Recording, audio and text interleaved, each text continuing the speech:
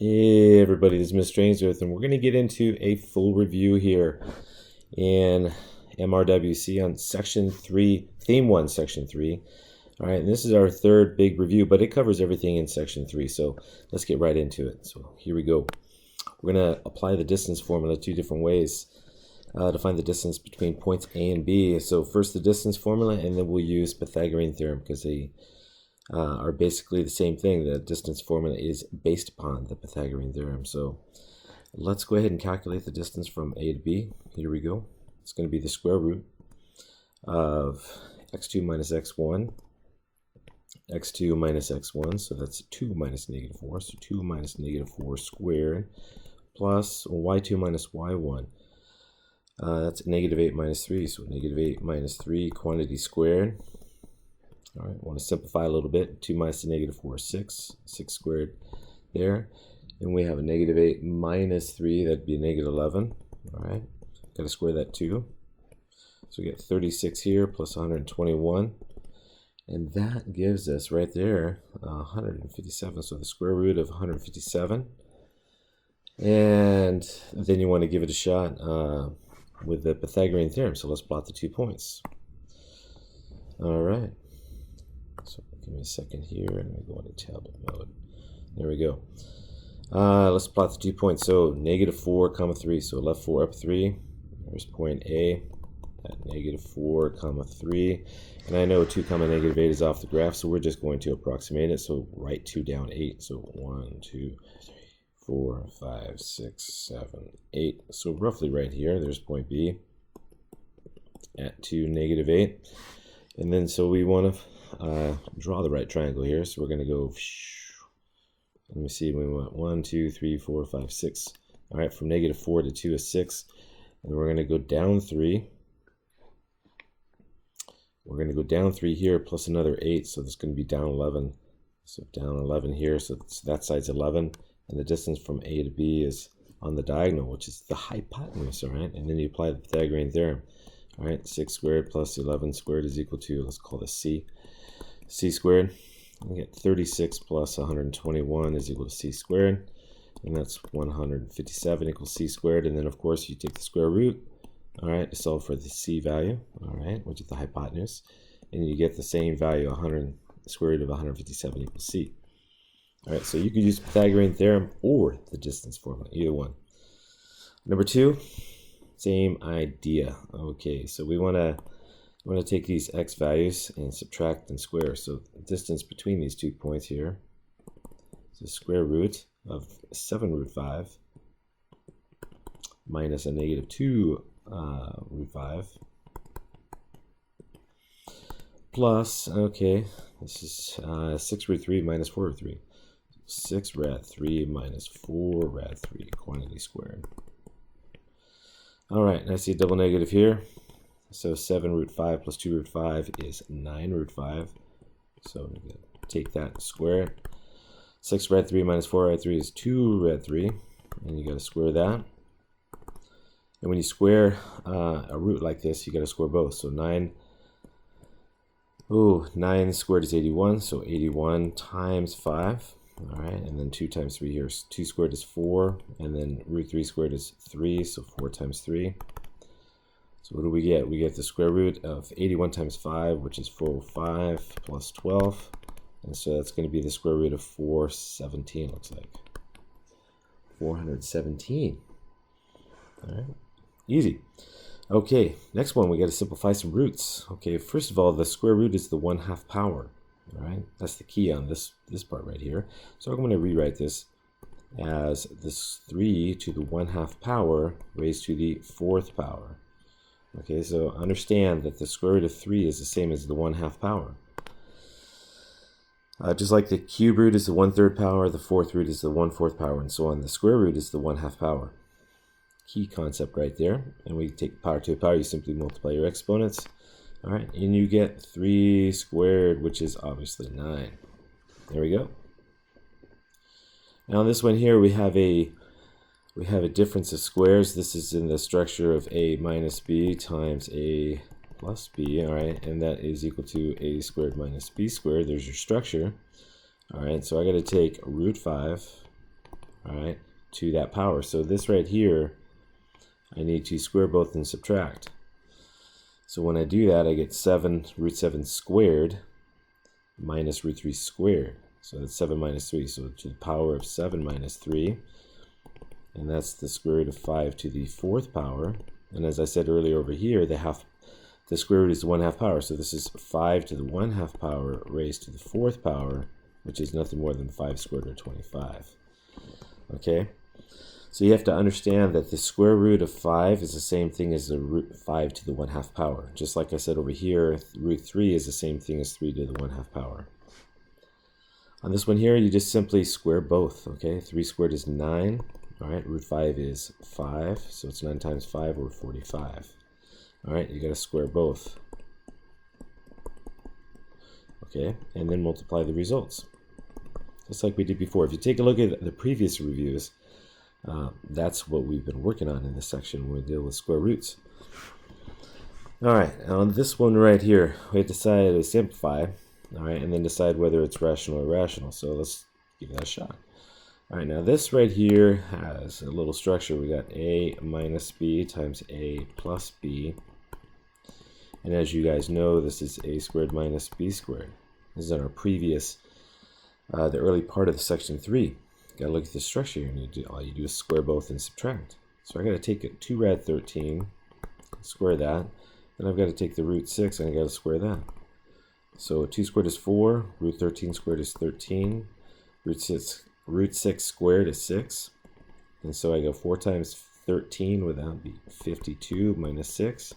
All right, how about 40? It's got to be under that. How about 46? Okay. Same idea here. We have similar structure. We have a minus b here, and we have a plus b here. All right, and that's still going to give us a squared minus b squared, so I got to square both. So I got to take the root 17 plus 7, I got to square it, and then I've got to take the root 5, and I've got to square that. Okay, sorry about that. Okay, now to do this, this is a different structure. When you square a binomial, you square the first, all right, multiply it double, all right, and then square the last. That's how you handle when you square the binomial. So you got to take root 17 and square it, which is 17. Then you got to multiply double. So multiplying, I get 7 root 17, and then double that. Double 7 to get 14 times root 17. And then you got to square the last to get 49. That's just this portion right here. So this is all of this. And then I got to square the root 5, and so I get minus 5. Okay, you got to square the root 5 to get 5. And then you add like terms. And when you add like terms, you add these two first, and then you subtract 5. So 17 and 49 sounds like 63. 63 minus 5. All right, and that's 58. And then you get plus 14 root 17. Okay. And then the question is, what is this? Okay. So this is not a difference of squares here. This does not have the same structure. It almost does, but not quite. If both of these were being subtracted, the root 5 and root 2, I would say this is a difference of squares and it has a similar structure, but it doesn't. So we're going to have to multiply 9 times.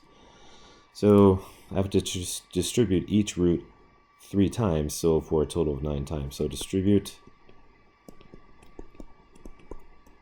okay, distribute each term 3 times. Distribute each term, all right, 3 times. So here we go. All right, so root 11. Let me see. I'll do it in color. Here we go. So root 11 times root 11 is 11. Root 11 times root 5 is root 55. Root 11 times root 2 is root 22. Okay, next one in blue. Here we go. Negative root 5 times root 11 is negative root 55. Negative root 5 times root 5 is just a minus 5. And then negative root 5 times root 2 would be a minus root 10. And then a third one here, I'm going to distribute through the root 2. So root 2 times root 11 is root 22. Root 2 times root 5 is root 10.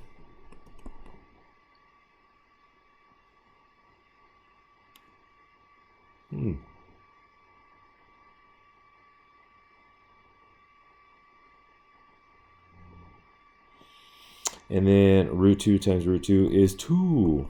Okay, and then you add the results. All right, so let me see. What happens here? What's going on? So I see that these are opposites. They cancel out.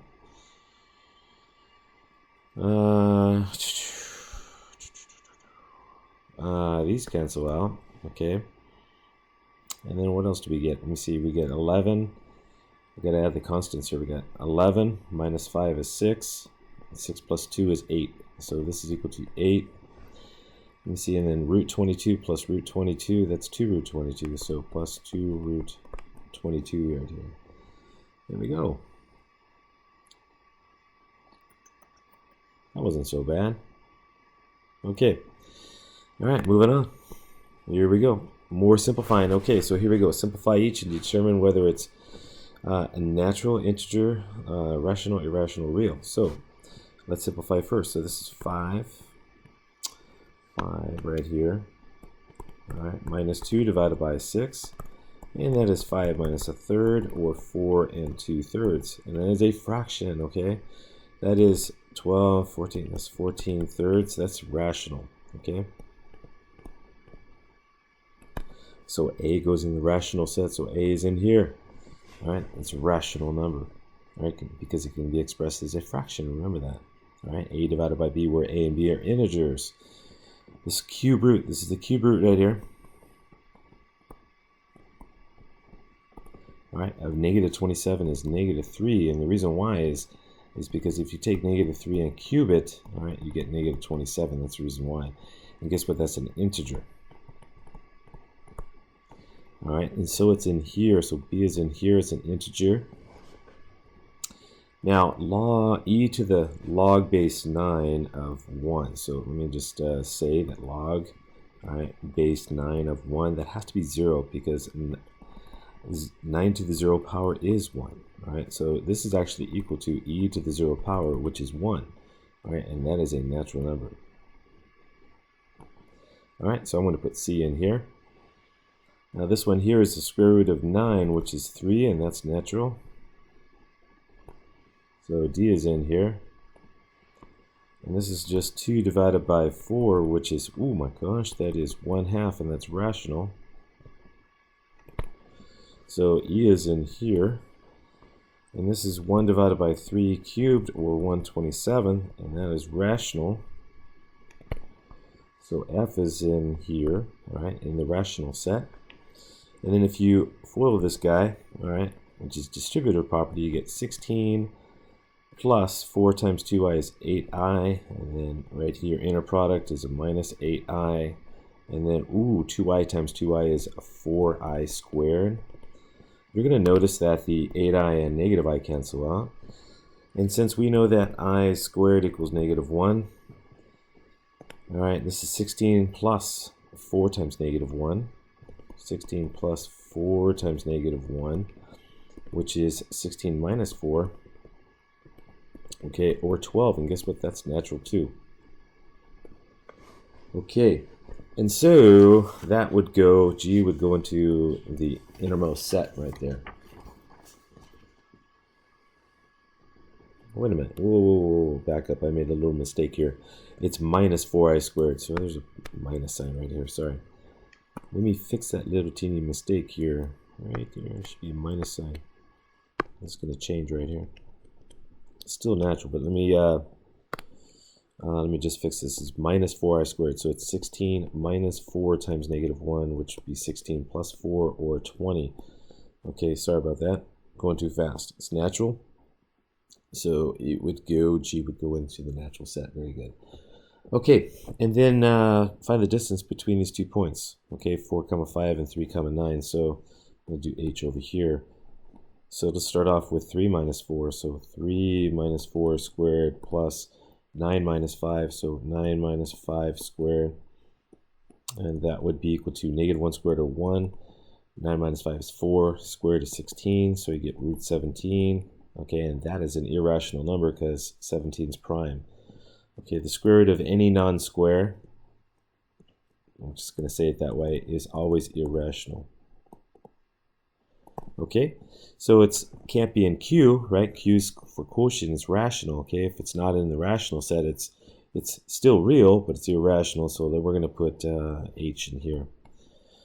All right, and this right here, we talked about how we take any repeating decimal and we change it into a fraction here, and you guys know how to do that. That was in our last unit, okay, our last section, section 2. All right, so this can be written as a fraction. So let me just note that any, all right, repeating decimal, all right, repeating decimal can be written as a fraction.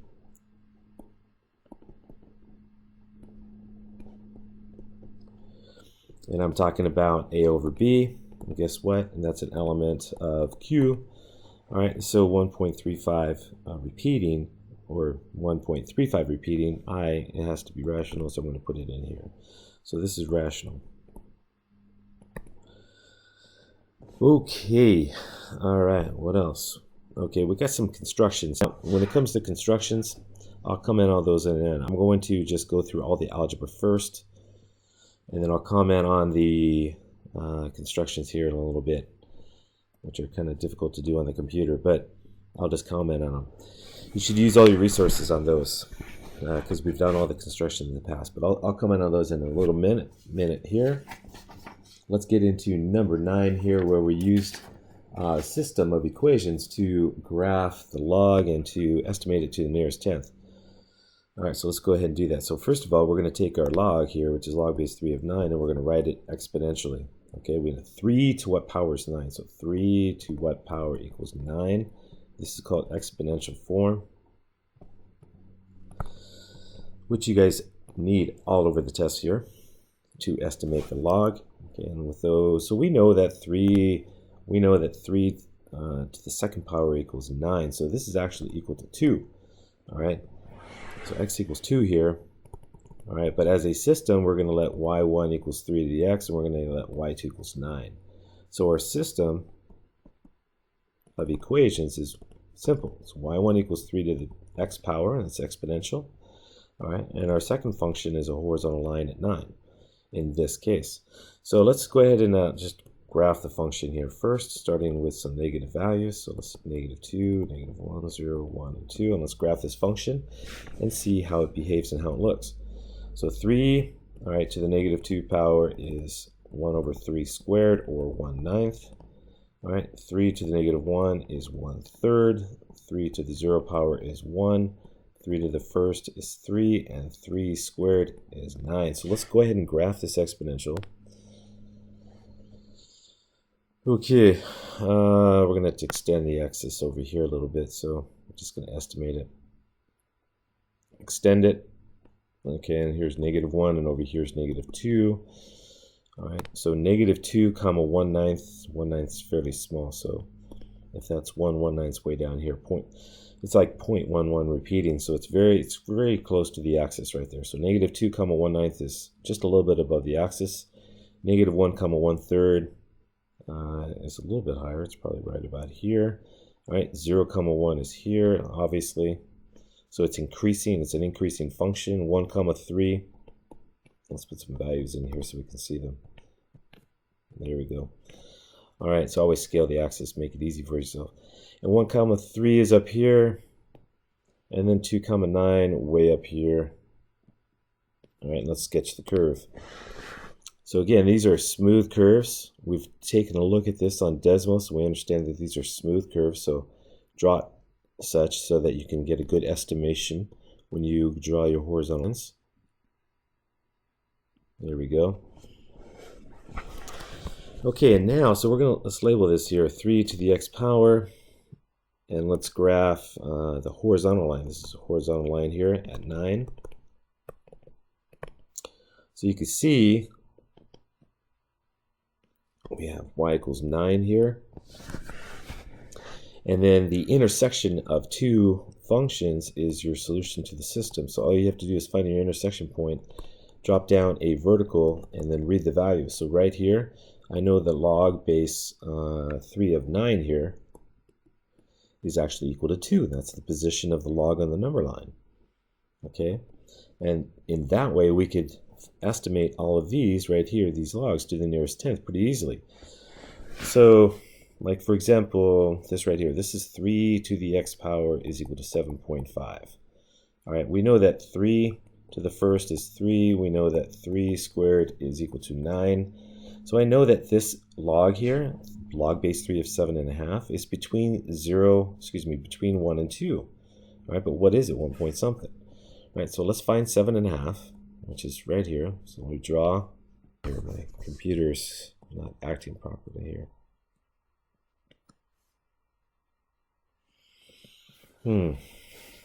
This isn't good. I'm going to continue here, try to continue anyways. So we know it intersects right here. So we drop down estimate the log, and so this would be about 1.8. All right, this is 1.2, 1.4, 1.6, 1.8, so it's about 1.8. There we go. And that's how we're going to do it. So I know that log base 3 of 6 is 3 to some power. 3 to what power? X. So I know it's between 3 to the first, which is 3, and 3 squared, which is 9. So I know this one's between 1 and 2 as well. Right, but what is it? So I draw a horizontal line at 6 and see where it intersects the graph. So this is y equals 6. Up here, this was y equals 7.5. All right, and then I find the intersection point, come down here and estimate my log. All right, so log base 3, this is log base 3 of 6 would be approximately about 1.6 or so, because this is about 1.6. So right there. All right, I know it's 1 and 2, but on the graph it's about 1.6. I can get an estimate to the nearest tenth. On this one here, I know that 3 to what power is 5.5. So I draw a horizontal line of 5.5. So that's y is equal to 5.5. Wherever it intersects the graph, I come down here and notice it's a little bit less. All right, it's a little bit smaller. 5.5 is smaller than 6, obviously. All right, and this is it's between 1.4 and 1.6, so I'm going to estimate it about 1.5. And if you check on decimals, that is pretty darn accurate. So it's between 3 to the first, which is 3, and 3 squared, which is 9. Obviously, 5.5 is between 3 and 9. So I know my result, just by looking at it initially, is between 1 and 2. And on the graph, it shows me it's about 1.5. So 3 to what power equals 3? So this is 1. So if I just draw a horizontal line at 3 here, notice that it intersects at 1. So this right here is log base. Okay, and then here, 3 to what power equals 1? Well, it should be obvious, all right? 3 to the 0 power is better be equal to 0, all right? And it does, because if you draw that, it intersects at 0. All right, so you can estimate the logs pretty easily using a system of equations and a graph, or just by bounding them between two known powers of the base. Okay, now let's continue here.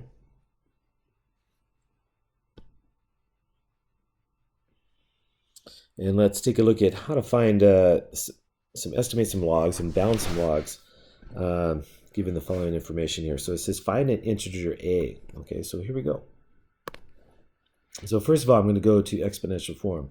I'm going to rewrite this as log base 5, okay, of 6 squared. Okay, we're going to use that first, one of the properties of exponents right there. I'm going to shift the coefficient up here to the exponent. And so that is equal to log base 5, all right, of 36. All right, 6 squared is 36. And then we want to go to exponential form. So 5 to what power is 36? 5 to what power equals 36? Well, I know that 5 squared is 25, all right, powers of 5 now. 5 cubed is 125, and notice that 36 is between these values, so I know that this log is between 2 and 3. All right, so again, we did an exercise on powers of 2, 3, 4, 5, and 6. I would highly suggest that you guys take that out and go through it again, because that is an important concept, okay? So I know it's between 2 and 3. So this right here, this is 2, A is 2, this has to be 3. All right, so what does A have to be to make that happen? Well, if A was 2, all right, 2 plus 1 is 3. So in this case, A equals 2. All right, it's between 2 and 3, as I was saying earlier. Now this one's a little bit more challenging here, so we're going to have to take a look at this one. And we're gonna work on the properties of inequalities here to isolate this log. Excuse me. So I'm going to subtract 5 from everything first. All right, I'm going to subtract 5 here, here, and here, and rewrite the inequality just so I can simplify a little bit. So I have a minus 5 is less than negative 4 times the log base 5. Log base 5 of 2, and then 1 minus 5 is minus 4, so this is going to be less than a minus 4. And then I'm going to do what I just did over here. I'm going to use my exponent rule. I'm going to shift this up here. All right, I have a minus 5 now, something a little bit different, but we just have a minus 5. And then we have less than log base 5 of 2 to the negative 4 power, 2 to the negative 4 power there, less than a minus 4. What in the world is this? All right, so let's work on this log right here. So 4 to the negative 2 power, or 2 to the negative 4 power. So 2 to the negative 4 power is 1 divided by 2 to the 4th, or 1/16. All right, so let me rewrite this. I have a minus 5 less than log base 5 of 1/16 less than a minus 4. So let's switch to exponential form like we did over here. So I have 5 to what power gives you this 1/16? Okay, now because we have a fraction here, a is going to be negative, okay? Because when you take 5 to some positive power, we're going to get whole numbers. And because we have a fraction here, I know x has got to be some negative value. All right, so let's start working with it here. So we have, what's 5 to the negative 1 power? Well, it's 1/5, right? 1 divided by 5 to the 1st. If I take it to the negative 2 power, I get 1 over 5 squared, or 1/25. All right, so I know that 1/16 here is between 1/25 and 1/5. We talked about it in the previous lesson that when you increase the denominator, the fraction gets smaller. Or if you lessen the denominator, the fraction gets bigger. So I know that 1/16 is between these two values, so I know that this log has to be between negative 2 and 1. So whatever this is, this has to be between negative 2 here and then negative 1 here. So the question is what does a have to be? What does a minus 5 have to be to get negative 2? Well, what number minus 5 is negative 2? Well, just think about it. It's got to be 3 here. 3 minus 5 is negative 2. And does that value work over here? Well, 3 minus 4 is negative 1. So this tells me that a is 3. Okay. Now remember, this is a video, so if I was going too fast, just go ahead and hit the rewind button, okay? And listen to it a couple times and it will make sense. All right, you just have to do some simple manipulation of the inequality, like subtracting 5 on each one of the 3 parts of the inequality here, and then switching from log form to exponential form and then bounding it, okay? Okay, next one, true or false, justify your answer. Okay, so what I'm going to do is I'm going to analyze the logs separately first. Okay, so log base 2 of 22, so log base 2 of 22, so 2 to what power gives you 22? So let's bound this. I know that 2, let me see, 2 to the 4th is 16, 2 to the 5th is 32. So I know this log, whatever it is, it's between 4 and 5. Now we want to work on the other one. So log base 5 of 60. What in the world is that? Okay, so here we go. So 5 to what power equals 60? Well, I know that 5 squared is 25. I know that 5 cubed is 125. So I know my result has to be between 2 and 3. So let's write those ideas down. So this one here, this one's between 2 and 3. The one on the first one here, the first log, this one right here is between 4 and 5. Between 4 and 5, okay? So let's use a little common sense here. The because x here is between 4 and 5, x is greater than 4, and because x here is between 2 and 3, x has got to be less than 3. So the first log is greater than 4, so this one here is greater than 4. The second log is got to be less than 3. And then you got to ask yourself a simple question. Can a number that's greater than 4 be less than 3? And the answer is no! No! Okay, that doesn't make any sense, so this one's false. Okay? So you have to switch to exponential form, understand what two integers is between, and use your common sense here, guys. Okay? All right. Number 12. Okay, so what we're going to do is we're going to order them from least to greatest, okay? And we're going to switch to exponential form and estimate the logs. Okay, so let's just do some homework here. I know the first one here, log base 2 of 8. Okay, that's 2 to what power is 8? And that's 3. Why? Because 2 cubed equals 8. Second one, log base 3 of 81. Well, that's got to be 4 because 3 to the 4th is 81. You have to know your powers. So that's 4.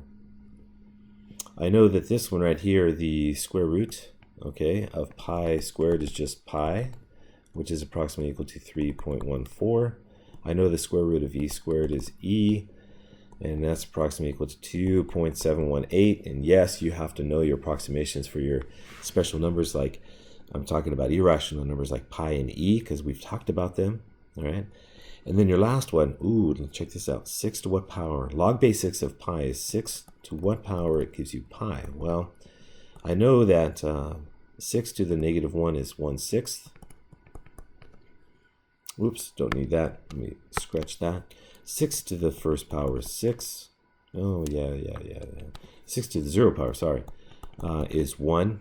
Pi is 3.14, so I need something less than that. So 6 to the 0 power is 1, and 6 to the first power is 6. So I know my result here is got to be between 0 and 1. All right, so this is between 0 and 1. It's like, point something. So let's order here. So from least to greatest, smallest to biggest. Sorry. Let's go back. Let's see here. What's the smallest value here? Okay, so it's the number between 0 and 1. So this is my smallest. So I'm going to write that first. So log base 6 of pi. That's the smallest value. Again, we're going small to big. Small to big.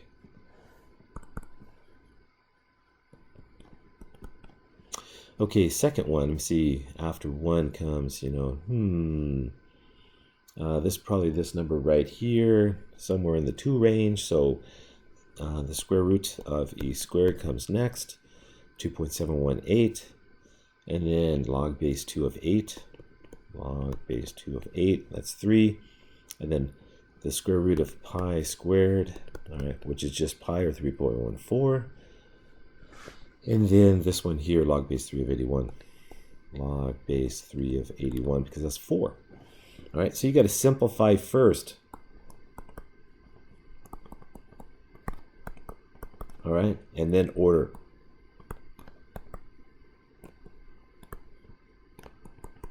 That's it, okay? You just got to use your basic skills. Okay, number 13. Okay, now number 13.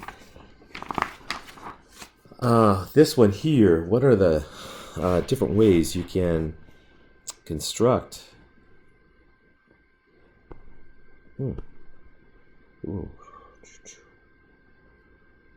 construct root 6 on the number line. Think of all the different possible side lengths. Okay, well, there's a bunch of different ways. Okay, so here's one possibility here. Suppose this was, let me see, 1 here. Okay, and again, you can check this with the Pythagorean theorem. All right, and then I need a root 5 here. That's one possible way. So because 1 squared plus root 5 squared equals root 6 squared. Okay, you check with the Pythagorean theorem. So leg squared plus leg squared is equal to hypotenuse squared. There we go. And hang on for a second. I was just thinking of something. I'm missing some problems here. Yeah, that's okay.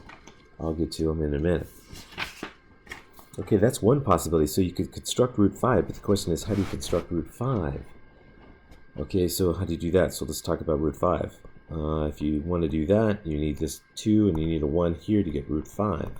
2 squared plus 1 squared equals root 5 squared. 2 squared plus 1 squared equals the square root of 5 squared. All right, so you have to construct double the unit, all right, from 0 to 1. So construct a triangle with side lengths 2 and 1, all right, and then you get root 5, and then you use the unit with segment here to get 1, and then you can get root 6. That's one possible way. Another possible way is using 2 and root 2. So another possible way you can do it is go side length 2 here, and then root 2 here, and then that would give you 2 squared plus root 2 squared. And that'd be 4 plus 2, all right, which would give you 6, and then you square root it. So this would be root 6 here. So what you could do is you could construct the isosceles right triangle with side lengths 1, and you get root 2, and then use just double the unit segment here to get length 2, and then get root 6. Or you can get really creative. You can use root 2 to get root 3, and once you have root 3, okay, you can take another isosceles triangle and construct a right triangle with side lengths root 3, because root 3 squared plus root 3 squared gives you 6, all right, and then you square root it and you get root 6 here. So there's multiple ways you can get root 6. You just got to get creative in how you do it. And good luck with that. Okay, let me pause the video real quick here. Okay, let's continue here. Okay, now on this one here, we want to, number 14, we're given that the log base 3 of 8 is A, and the log base 2 of 3 is B, and we want to express each one of these logs in terms of A or B. Okay, either one or the other, or both. And keep in mind that when we're doing here, there's multiple ways of doing this. So there could be more than one answer for these things. Okay, so keep that in mind. Okay, so here we go. Here's one possibility.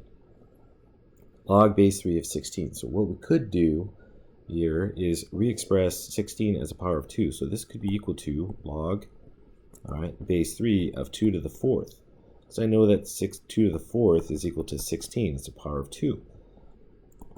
And then I could take this exponent here, all right, exponent, and I could shift it out in front. That's one of the properties of log. So I can rewrite it as 4 times log, all right, base 3 of 2. But notice up here, it's close right here. It's log base 2 of 3. I have a log base 3 of 2. They're a little bit different here. So what I could do is just switch the two. Okay, just switch the two, and then go from there. So what I can rewrite it as 4 times, all right, 1 divided by log, all right, base 2 of 3. Well, what is that? Well, log base 2 of 3 up here is b. So this is 4 times, all right, 1 divided by b, which is nothing more than 4 divided by b. That's one possible way to do it. All right, another possibility. Okay, so let's come down here and let's try it again. All right, just to illustrate the fact that this could be done different ways, I could rewrite 16 as a product, and I can go from product to sum. So I'm going to write or here because there's more than one way to do it. So log base 3 of 16 could be written as log base 3 of 2 times 8. Okay, notice that I rewrote it as a product. Okay, well, I can go from product to sum. So I can say that this is log base 3 of 2 plus log base 3 of 8. All right. Now, I know, let's go back up here, that log base 2 of 3 is b. So I'm going to use a property right here. I'm going to reciprocate it and switch the base in the argument. All right, so I can do that, and I could rewrite it as log, excuse me, 1 divided by the log base 2 of 3. And this one right here we already know as a. So I can re-express this as 1 divided by b, all right, plus a. And notice that the results are different, all right? You can do these things in different ways and get different results. Okay, and by the way, there's another way. You can even go use the change of base here and change a base of maybe 2 and get the same results, okay, or maybe even a different result, all right? So you got to get creative here. You can use the rules in any way you like and then re-express it in terms of a or b. That's the goal, in terms of a or b. Like, for example, this one here, it's base 24, and up here we have base 3 and base 2, which is obviously different than base 24, so I'm going to use change of base. I'm going to go base 2, change to base 2. Change to base 2 and see what happens. Okay, so here we go. I'm going to say log base 2 now. Log base 2, change to base 2 of 8, divided by, all right, log base 2 of 24. Use the change of base rule. Well, let me see, log base 2 of 8. First of all, 8 is 2 cubed. It's a power of 2. So I'm going to rewrite that as a power of 2. So log base 2 of 2 cubed. 8 is nothing more than 2 cubed. And then log base 2 of 24, well, 24 is 3 times 8. So this is log base 2 of 3 times 8. And why do I want to do that? Well, because look, I have 3 and 8 sitting up here up top in the given. I mean, this is really important here. So I'm going to shift this exponent in front. So I'm going to rewrite as log 3 times log base 2 of 2 divided by a sum. Now I'm going to go from product to sum now. So this is going to be log base 2 of 3 plus log base 2 of 8. Okay, I went from product to sum. Now this portion right here, that's just 1. Okay, all of this is just 1. So 3 times 1 is 3. So the numerator is 3.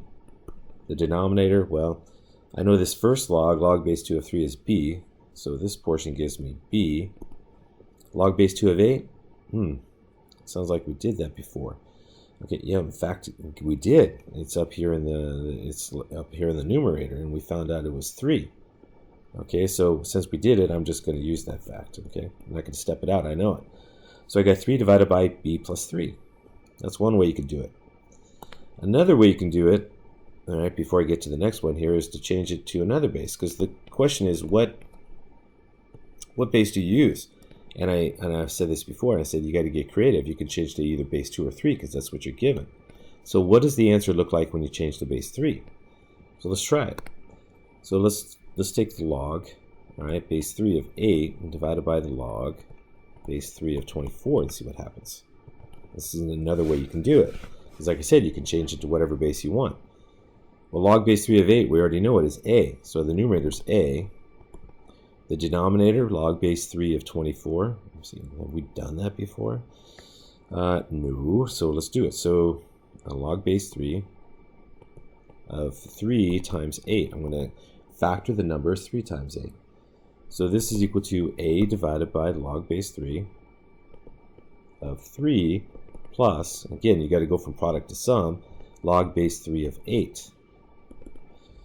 Okay, well, log base 3 of 3 is just 1. So we have a divided by 1 plus this, log base 3 of 8.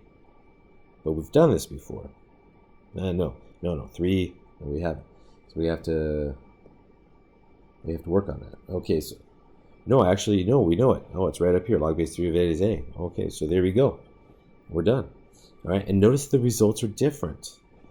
All right, compare the results. I've got this one here versus this one here. All right. They're both correct, but look different, depending on it, and it depends on what base you choose. So there's more than one answer possible.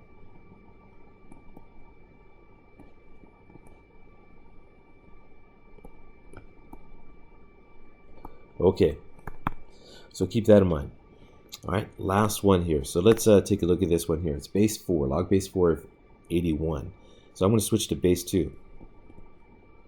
Change to base 2. Why? Why? Because we've got to try something, right? So base 2. So here we go. This is equal to log base 2 of 81 divided by log base 2 of 4.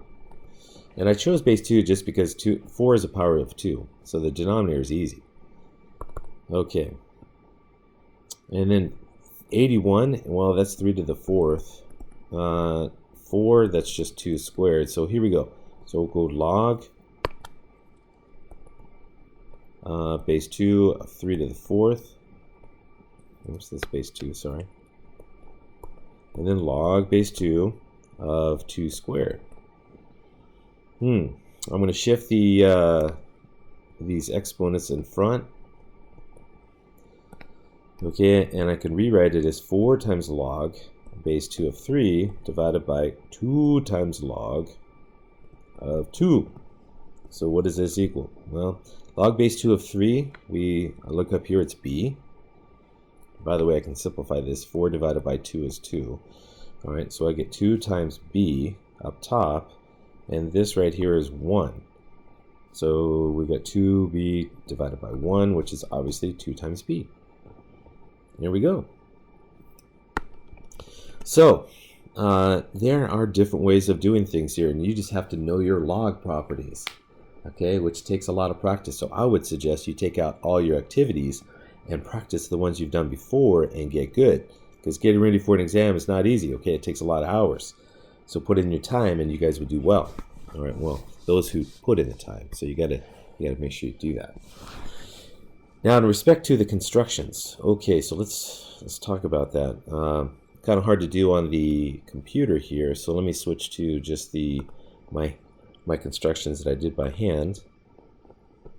Here, I scan them and put them up here. Okay, so when it comes to root 2 construction, okay, you start off with a number line from 0 to 1. Construct an isosceles right triangle with 2 side lengths of 1. So adjust your compass from 0 to 1 and then construct an arc. And then make sure you get a perpendicular here through 1 so you can get root 2. You guys were good at that, so that should be a piece of cake. Constructing root 3 depends on root 2. Remember the root 3 construction. If you want to construct root 3 anytime, all right, you need to use root 2, because root 2, a right triangle with root 2 and 1 will give you root 3, because root 2 squared plus 1 squared is equal to root 3 squared, right? All right, 2 plus 1 is equal to 3. So you need to construct a right triangle with side lengths root 2 and 1. So you construct root 2 first, construct root 2 first, all right, and then that will give you root 3. Once you have that, you can construct 2 root 3 here. 2 root 3, you just double it, all right? This means you just double the length, and double root 3. So notice that I found root 3 right here. This is the key focal point right here. Adjust your compass from 0 to root 3 and then double it to get 2 root 3. And then lastly, come back 1 unit. All right, go back to the left. All right, come back 1 unit and you are at your desired result. Okay, that shouldn't be that hard. You guys have done that in previous activities. This construction was in section 2. We're in section 3, so you have to go back to section 2, all right, theme 1, section 2, and review how to do this using congruent angles, all right? And we did this before in the previous section and the previous test. So take out your section on that and practice that, because you're going to have to construct a fraction like 2/3 or 4 3/4 or 4/5 or something like that. All right, so you start off with a transversal, all right, and notice that I constructed 3 arcs here, 1, 2, 3, to get, because I want to divide this up into thirds. And then you have to remember how to construct parallel lines using, congruent angles. Like this angle right here is congruent to this angle right here. and using 4 arcs. You'll see them in the diagram here, and review that, okay? So make sure you do that. All right, what else? I think that's, let's see if there are any other constructions. No, that's it. Okay, so root 2, root 3, you can get root 5, you can get root 6. This construction here, you're good to go. Okay, and what you guys need to do is review, practice, and do your best. All right, and go back to all the basics here and know your stuff. You got to know your properties, and that happens through a lot of practice. So make yourself proud. Get ready for section 3. All right, theme 1, section 3 test. When I see you guys next week. All right, this is Mr. Ainsworth. I'll see you later. Bye-bye.